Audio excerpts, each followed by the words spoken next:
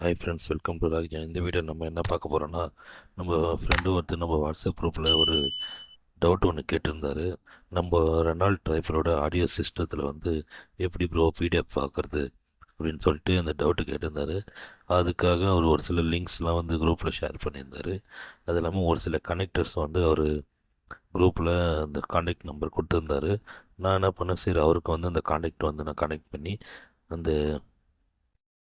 அந்த கனெக்ட் பண்ணி அந்த கனெக்டரை நான் வந்து அவர்கிட்ட இருந்து வாங்கியிருந்தேன். சரி அந்த கனெக்டர் நம்ம வந்து போட்டு செக் பண்ணி எப்படி வீடியோ வருதா இல்லையா, இது வந்து இந்த கனெக்டர் போட்டால் வீடியோ வருமா இல்லையா, எப்படி இது உண்மையாக பொய்யா அப்படின்னு சொல்லிட்டு செக் பண்ணலான்னு சொல்லிட்டு தான் இந்த வீடியோ நம்ம பண்ணியிருக்கோம்.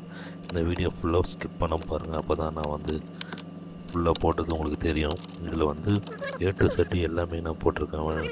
ஸ்டார்டிங்லேருந்து சிஸ்டம் குவாலிட்டி, இந்த கேபிளை கனெக்ட் பண்ணுறதுலேருந்து மறுபடியும் சிஸ்டமை மாட்டி வீடியோ வந்து ப்ளே பண்ணுற வரையும் நான் போட்டிருக்கேன். இதை ஃபுல்லாக பாருங்கள்.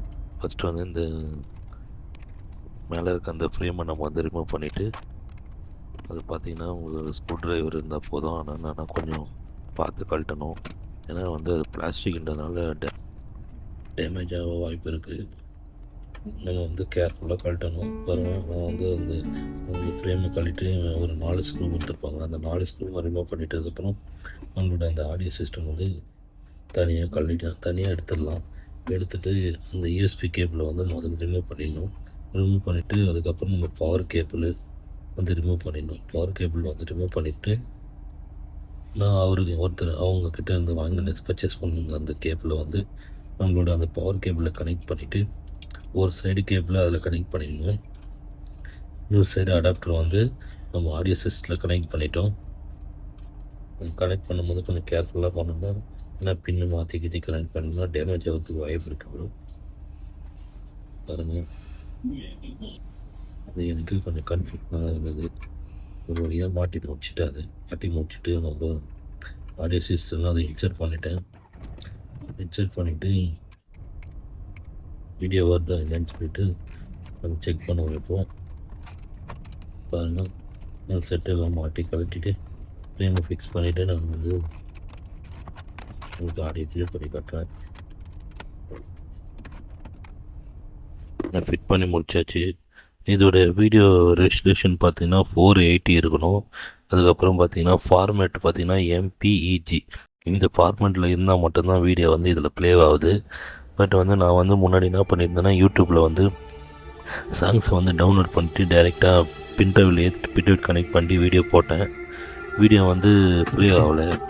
அதுக்கப்புறம் நான் என்ன பண்ணேன், அவருக்கே மறுபடியும் நான் மெசேஜ் பண்ணி இந்தமாதிரி வீடியோ ப்ளே ஆகலை அப்படின்னு சொல்லியிருக்கும் போது அவர் என்ன சொன்னார், நீங்கள் ஃபார்மேட் வந்து சேஞ்ச் பண்ணிவிட்டு வீடியோ வந்து நீங்கள் ப்ளே பண்ணுங்கள் வருங்க அப்படின்னோன்னா நான் என்ன பண்ணேன், ஆப் டவுன்லோட் பண்ணிவிட்டு வீடியோ கன்வெர்ட்டர் ஆப் டவுன்லோட் பண்ணிவிட்டு அதுக்கப்புறம் வீடியோ கன்வெர்ட் பண்ணிவிட்டு அப்புறம் போட்டதுக்கப்புறம் வீடியோ வந்து ஒரு சில வீடியோஸ் தான் வந்தது. ஒரு 4 வீடியோஸ் தான் வந்தது. அதுக்கப்புறம் நிறைய வீடியோ வரலை. ஏன்னா இது வந்து பார்த்தோன்னா நம்ம வந்து ஒவ்வொரு வாட்டியும் நம்ம வந்து வீடியோ டவுன்லோட் பண்ணிவிட்டு சாங்ஸை வந்து கன்வெர்ட் பண்ணிவிட்டு தான் இதில் வந்து ப்ளே பண்ண முடியும். அதேமாதிரி இன்னொரு விஷயம் என்னென்னா, நம்ம வந்து வண்டியோட ரன்னிங்கில் வந்து இந்த வீடியோ வந்து ப்ளே ஆகாது. வண்டி வந்து ஸ்டாப்பில் இருக்கும்போது வண்டி வந்து ஹைலிங்கில் இருக்கும்போது தான் வந்து வீடியோ ப்ளே ஆகுது.